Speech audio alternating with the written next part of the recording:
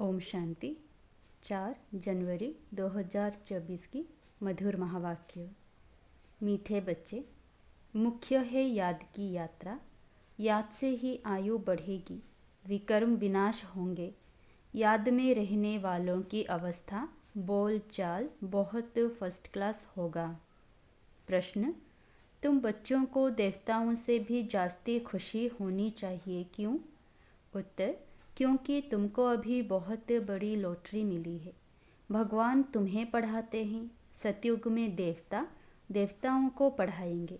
यहाँ मनुष्य मनुष्य को पढ़ाते हैं, लेकिन तुम आत्माओं को स्वयं परमात्मा पढ़ा रहे हैं। तुम अभी स्वदर्शन चक्रधारी बन रहे हो। तुम्हारे में सारी नॉलेज है, देवताओं में यह नॉलेज भी नहीं। गीत, जाग सजनिया जाग। ओम शांति। नए युग में होते हैं देवी देवताएं, हैं वह भी मनुष्य, परंतु उन्हों के गुण देवताओं जैसे होते हैं। वह है वैष्णव डबल अहिंसक। अभी मनुष्य डबल हिंसक है, मारा मारी भी करते, काम कटारी भी चलाते। इसको कहा जाता है मृत्युलोक, जिसमें विकारी मनुष्य रहते हैं। उसको कहा जाता है देवलोक, जिसमें देवी देवता रहते हैं। वह डबल अहिंसक थे, उन्हों का भी राज्य था। कल्प की आयु लाखों वर्ष की होती तो कोई बात का ख्याल भी नहीं आता। आजकल कल्प की आयु कम करते जाते हैं। कोई 7,000 वर्ष कहते, कोई 10,000 कहते। यह भी बच्चे जानते हैं कि बाप है ऊंचे ते ऊंचा भगवान, और हम उनके बच्चे रहते हैं शांति धाम में। हम पंडे हैं, रास्ता बताने वाले। इस यात्रा का कोई वर्णन है नहीं। भल गीता में अक्षर है मनमना भव, परंतु उनका अर्थ क्या है? अपने को आत्मा समझ बाप को याद करो। यह किसकी बुद्धि में नहीं आता। जब बाप आकर समझाए तब किसी की बुद्धि में आए। इस समय तुम मनुष्य से देवता बनते हो। मनुष्य यहाँ है, देवता सतयुग में होते हैं।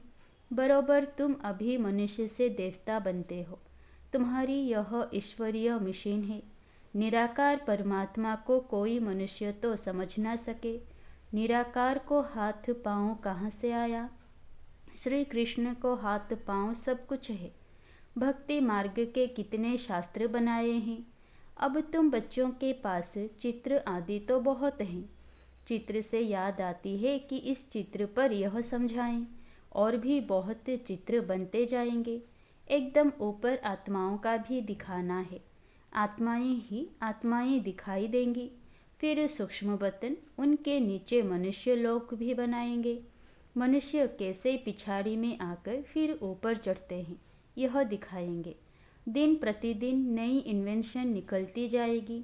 अब जितने चित्र हैं उतनी सर्विस भी करनी है। फिर ऐसे ऐसे चित्र बनेंगे जिससे मनुष्य जल्दी समझ जाएंगे। झाड़ बहुत जल्दी बढ़ता जाएगा। कल्प पहले जिसने जो पद पाया होगा, जो रिजल्ट निकली होगी वही निकलेगी। ऐसे नहीं कि पिछाड़ी में आने वाले माला के दाने नहीं बन सकते, वो भी बनेंगे। नौधा भक्ति वाले रात दिन भक्ति में लगे रहते हैं, तब उन्हों को साक्षात्कार होता है। यहाँ भी ऐसे निकलेंगे। रात दिन मेहनत कर पतित से पावन बनेंगे। चांस सबको है, ऐसे नहीं पिछाड़ी में कोई रह जाए। ड्रामा ही ऐसा बना हुआ है जो कोई रह नहीं सकता। सब तरफ पैगाम देना है। शास्त्रों में है एक रह गया तो उल्हाना दिया। यह चित्र अखबार आदि में भी पढ़ेंगे। तुमको भी निमंत्रण मिलते रहेंगे। सबको मालूम पड़ेगा कि बाप आया हुआ है। जब पूरा निश्चय होगा तब दौड़ेंगे। नामाचार निकलता ही रहेगा। नवयुग सतयुग को ही कहा जाता है। नवयुग अखबार भी निकलती है। कहते हैं न्यू दिल्ली, परंतु न्यू दिल्ली में यह पुराना किला किचड़ा आदि हो ना सके। अभी तो हर चीज़ टेढ़ी बांकी हो गई है। सतयुग में सब तत्व भी ऑर्डर में रहते हैं। यहाँ तो 5 तत्व भी तमोप्रधान हैं।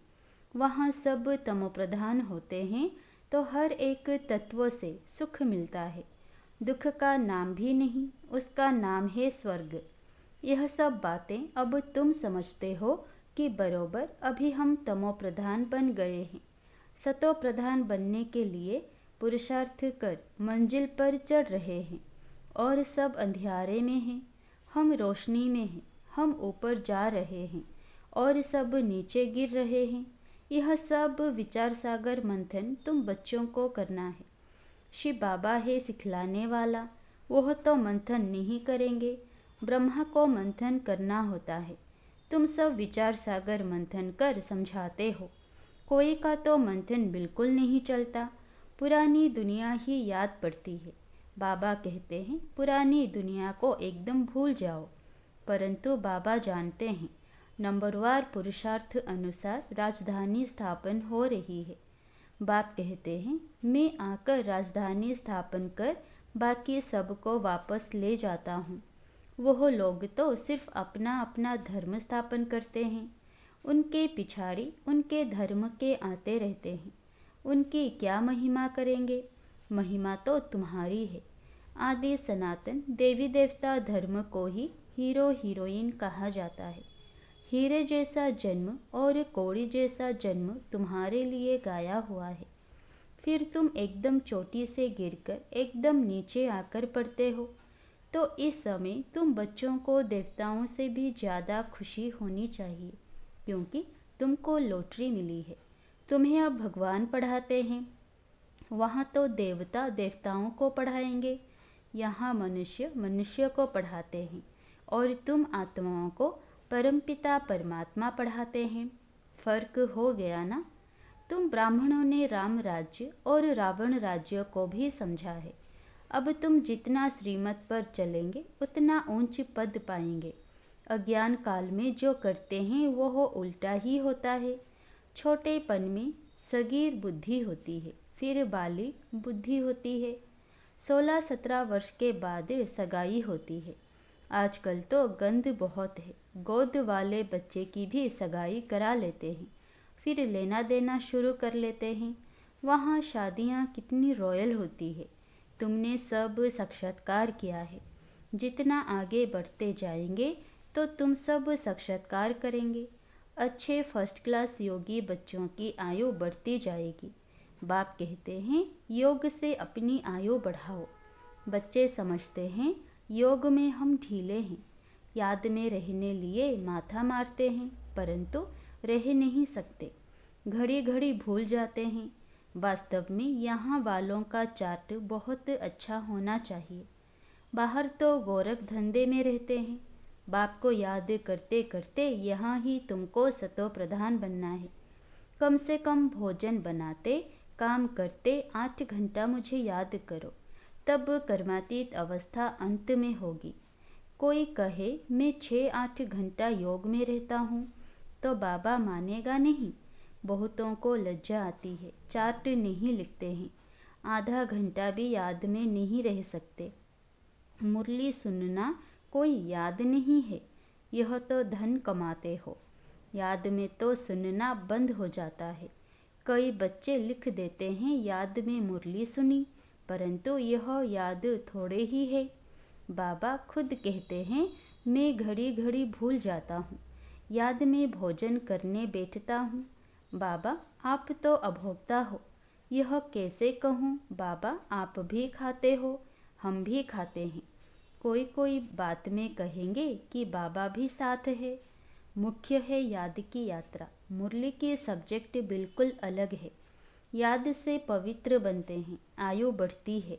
बाकी ऐसे नहीं कि मुरली सुनी तो बाबा इसमें था ना। मुरली सुनने से विक्रम विनाश नहीं होंगे, मेहनत है। बाबा जानते हैं बहुत बच्चे बिल्कुल याद नहीं कर सकते हैं। याद में रहने वाले की अवस्था बोल चाल बिल्कुल अलग रहेगा।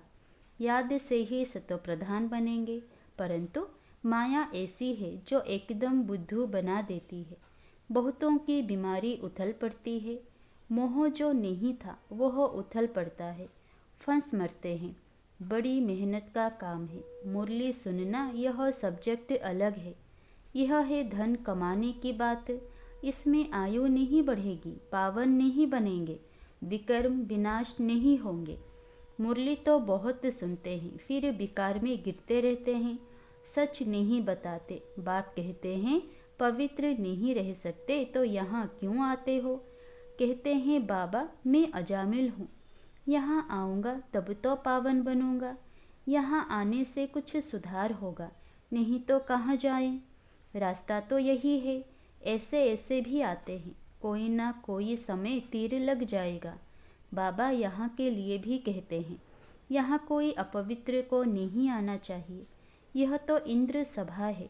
अभी तक तो आ जाते हैं, एक दिन यह भी ऑर्डिनेंस निकलेगा, जब पक्की गारंटी करे तब अलाउ करे, तो समझेंगे यह तो ऐसी संस्था है, कोई अपवित्र अंदर जा नहीं सकता। तुम बच्चे समझते हो यह किसकी सभा है? हम भगवान, ईश्वर, सोमनाथ, बबुलनाथ के पास बैठे हैं, वही पावन बनाने वाला है। अभी आखिरी में बहुत आ जाएंगे, तो फिर कोई हंगामा आदि कर ना सके। इस धर्म के जो होंगे वो हो निकल आएंगे। आर्य समाजी भी है हिंदू, सिर्फ मठ पंथ अलग कर दिया है। देवताएं होते हैं सतयुग में, यहाँ सब हिंदू हैं। वास्तव में हिंदू धर्म है नहीं, यह हिंदुस्तान तो देश का नाम है। तुम बच्चों को उठते बैठते चलते स्वदर्शन चक्रधारी बनना है। स्टूडेंट को पढ़ाई की याद रहनी चाहिए ना, सारा चक्र बुद्धि में है। देवताओं और तुम्हारे में थोड़ा फर्क रहा है। पक्के स्वदर्शन चक्रधारी बन जाएंगे तो फिर विष्णु के कुल के बन जाएंगे। तुम समझते हो हम यह बन रहे हैं, वह देवताएं फाइनल है। तुम फाइनल तब होंगे जब कर्मातीत अवस्था हो। शिव बाबा तुमको स्वदर्शन चक्रधारी बनाते हैं, उनमें नॉलेज है ना, वह है तुमको बनाने वाले, तुम हो बनने वाले। ब्राह्मण बन फिर देवता बनेंगे। अब यह अलंकार तुमको कैसे दें? अब तुम पुरुषार्थी हो, फिर तुम विष्णु के कुल के बनते हो। सतयुग वैष्णव कुल है ना, तो ऐसा बनना है। तुमको तो मीठा बनना है। ऐसा वैसा अक्षर बोलने से ना बोलना अच्छा है। यह दृष्टांत है। दो लड़ते थे, सन्यासी ने कहा मुख में मुल्हारा डाल लो, कभी निकालना नहीं, रिस्पॉन्ड मिल ना सके। 5 विकारों को जितना कोई मासी का घर नहीं है। कोई तो अपना अनुभव भी बताते हैं, हमारे में बहुत क्रोध था, अब बहुत कम हो गया है, बहुत मीठा बनना है। कल तुम इन देवताओं के गुण गाते थे, आज तुम समझते हो हम यह बन रहे हैं। नंबरवार ही बनेंगे। जो सर्विस करेंगे उनका नाम ज़रूर बाबा भी लेंगे। रास्ता बताना चाहिए। हम भी पहले कुछ नहीं जानते थे, अब कितनी नॉलेज मिली है। जो अच्छी रीति धारण नहीं करते तो उनकी रिपोर्ट आती है, बाबा इनमें तो बहुत क्रोध है। बाबा जानते हैं यह रूहानी सर्विस नहीं कर सकते, तो फिर स्थूल सर्विस। बाबा की याद में रहकर सर्विस करें तो ओहो भाग्य। एक दो को याद दिलाते रहो, याद से बहुत बल मिलेगा। याद करने वालों को फिर चार्ट रखना है, चार्ट से मालूम पड़ जाता है हर एक को बाबा सावधान करते रहते हैं। विश्व में शांति बहुत मांगते हैं, ज़रूर कभी विश्व में शांति थी। सतयुग में अशांति की कोई बात भी नहीं। स्वीट बाप स्वीट बच्चे सारे विश्व को स्वीट बनाते हैं। अब स्वीट कहाँ है? मौत ही मौत लगा पड़ा है। यह खेल अनेक बार होता है और होता ही रहता है, एंड हो नहीं सकती, चक्र फिरता रहता है।